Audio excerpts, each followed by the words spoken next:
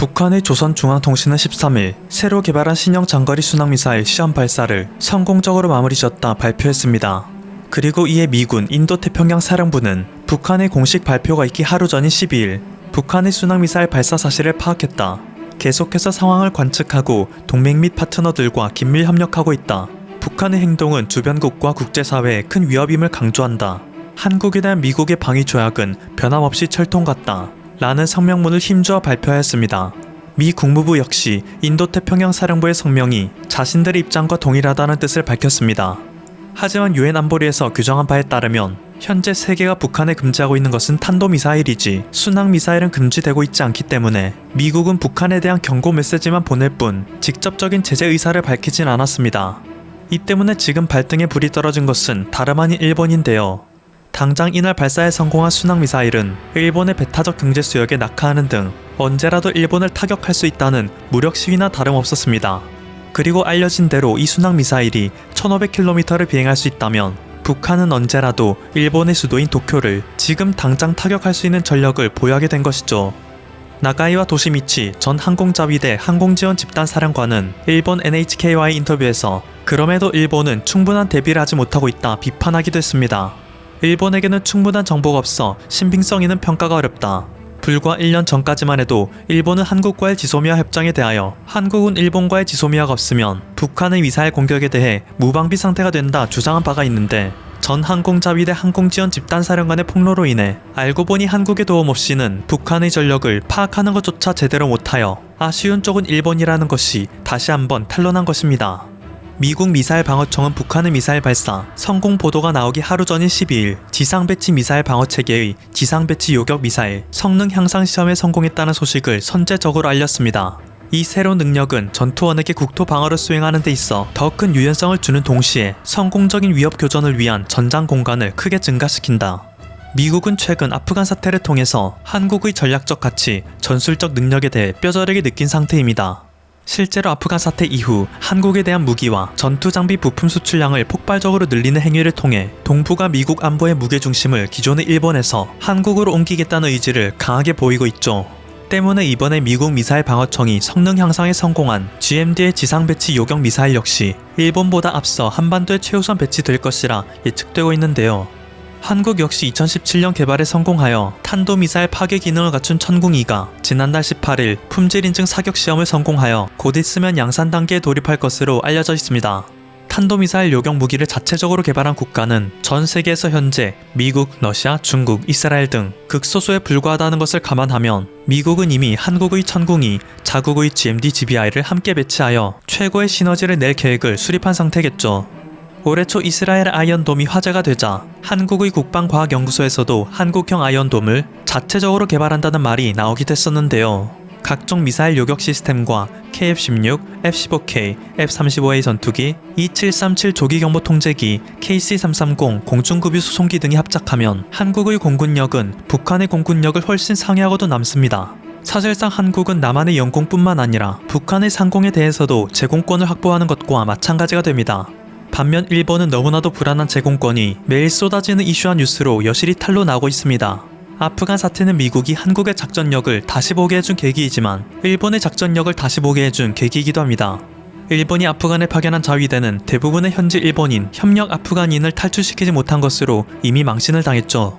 그리고 13일 일본의 지지통신에서 보도한 바에 따르면 그동안 탈출하지 못했던 아프간 협력자 4명이 자력으로 12일 밤 나리타 공항에 도착하였다고 합니다.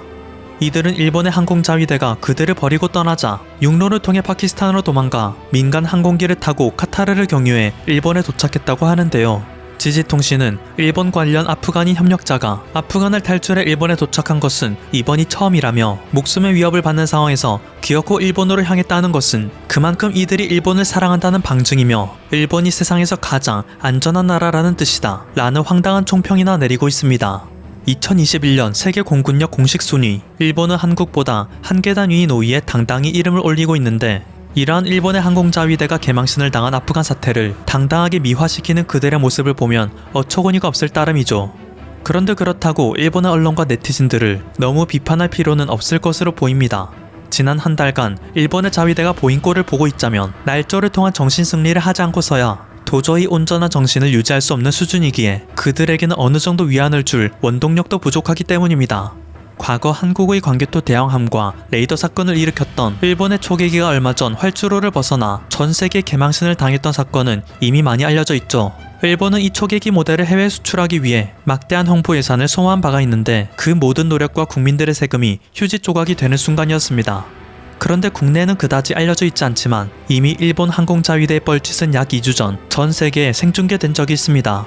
지난 7월 도쿄올림픽의 개막식이 있던 날 일본의 항공자위대는 전투기를 동원하여 하늘의 연기로 올림픽 마크를 그리는 에어쇼를 펼친 바가 있습니다. 그런데 하필이면 이날 도쿄 상공의 바람이 너무 강해 연기가 모두 흩어져 오륜기가 제대로 그려지기는커녕 구름에 전부 뒤덮여 에어쇼는 실패로 마무리되었는데요. 이때의 실패를 교훈삼아 올림픽 이후 열린 패럴림픽 개최식 날 일본의 항공자위대는 과감히 저공 비행을 감행했습니다.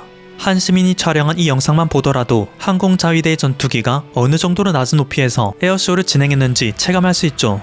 그런데 이것은 주변에 있는 주민들에게 막대한 소음 공해를 가져왔습니다. 전투기가 지나가는 것을 보며 울음을 터뜨리는 아이, 걸어가던 중 깜짝 놀라 넘어지는 노인들이 속출하였으며 인부들은 너무나도 놀란 나머지 뱃속의 아이에게 악영향이 간 것은 아닐까 걱정된다며 일본 당국에 항의하는 의견이 끊이지 않았는데요. 더욱 심각한 문제는 따로 있었습니다. 너무 저공으로 나는 바람에 에어쇼에 쓰인 페인트, 전투기가 연기를 이용하여 공중에 흩뿌리는 페인트가 지상으로 떨어지기 전 충분히 확산되지 못하는 참사가 벌어진 것입니다. 이로 인해 지상에 있던 민간 차량 수백 대가 오색 빛깔의 페인트를 그대로 뒤집어 쓰게 되었습니다. 이로 인한 손해배상은 모두 항공자위대가 떠안게 되었죠. 최근 일본의 자위대는 작전 가능한 일본의 영토 범위에서 독도를 제외하는 이례적인 행보를 보였습니다. 이는 독도에 대한 일본의 영유권 주장을 약화시키는 행위이기도 하지만 일본의 자위대 능력이 그만큼 뒤떨어진다는 방증이기도 하기에 일본 국민들의 불만은 이만저만이 아닌데요. 모든 행사, 군사작전에서 국제망신만 당하고 세금만 축내는 자위대가 도대체 무슨 의미가 있나. 차기 총리 당선이 유력한 3인방 모두 개헌을 통해 일본의 무장을 주장하던데 방위성에서 그토록 우리의 영토라 주장하는 독도를 이렇게 쉽사리 포기하는데 언행 부릴지가 따로 없다. 일본의 영토를 지켜야 한다며 국민들의 분노를 일으키지만 막상 제대로 지켜내는 것은 없고 온통 뒤에서 비리로 해먹는 돈만 한가득일 것이다 라며 일본의 개헌에 반대하는 목소리만 더욱 커지고 있습니다. 당장 지난 8일에는 일본의 또 다른 영유권 주장 지역 쿠릴 열도에서 러시아 군대가 실사격 훈련을 진행하였는데 일본은 이것에 대해 아무런 대응을 하지도 못했죠. 국민 감정을 이용해서 국방비라는 명목으로 해먹을 생각 그만하고 아예 자위대도 모두 해체해야 한다라며 극단적인 의견을 내는 네티즌도 적지 않습니다. 반면 한국은 최근 SLBM 수중시험 발사에 성공하여 전 세계 이목을 집중시킨 게 최근의 일입니다. 재팬타임즈는 한국이 엘리트 클럽에 합류했다라는 기사를 통해 한국의 성공적 발사는 미국, 중국, 러시아, 프랑스, 인도, 영국, 북한과 함께 되었다는 의미이다. 한국을 제외한 나머지 7개국은 모두 핵무기 보유국이다 라며 사실상 한국의 핵무기 개발도 시간 문제라는 뉘앙스를 은연중에 비추기도 했습니다. 해외의 군사 전문가들도 잇따라 한국이 핵무기 개발을 하는 것은 자연스러운 역사적 흐름이라는 사건들이 계속해서 벌어진다 라는 취지의 글을 올리고 있습니다. 사거리 500km 현무 2B 탄도미사일을 기반으로 개발된 SLBM이 처음으로 배치될 대상은 지난달 13일 지역한 도산 안창호함으로 최근 한국이 보이는 모든 군사적 행보에는 오로지 한국의 순수 기술력이 함께하고 있기에 의미가 큽니다. 군 당국에서 발표한 바에 따르면 SLBM 시험 발사 당시 서해역산도 앞바다 동경 124도 부근에서 중국의 정보함이 출몰했다는 정보도 알려졌는데요. 중국은 이미 한국의 SLBM 시험 발사를 앞둔 며칠 전부터 정보함을 배치하여 한국의 동향을 면밀히 관찰할 정도였기에 한국의 SLBM 개발에 대하여 중국은 겉으로 내색하고 있진 않지만 실제로는 극도의 경계태세를 취하고 있음을 알 수 있습니다. 그동안 공군력, 육군력에 비해서 상대적으로 덜 강조된다는 이유로 약하다는 평가를 받았던 해군력은 최근 몇 년 새 비약적인 증강세를 보여주고 있습니다. 지난달 27일에는 국내의 한 방송사에서 독도 주변 해양 생태계에 대한 단독 수중 탐사를 진행한 바도 있죠. 독도 인근 해양은 현재 국제법상으로 엄밀히 따지자면 우리의 영해가 아니라 한일 중간 수역으로 이전 같았으면 일본의 항해에 부딪혀 탐사를 하지도 못했을 텐데요. 세계는 갈수록 일본의 억지 주장을 깨달아가고 있고 일본도 독도에 대한 야욕을 더욱 높이고 있긴 하지만 막상 군사적으로는 독도를 포기한 상태입니다. 반면 한국은 날이 갈수록 비약적인 성장을 보이고 있다는 상황 알려드리며 오늘의 영상 마칩니다. 지금까지 퍼플투브였습니다. 여러분의 구독과 좋아요 그리고 알림 설정은 콘텐츠 제작에 큰 힘이 됩니다. 감사합니다.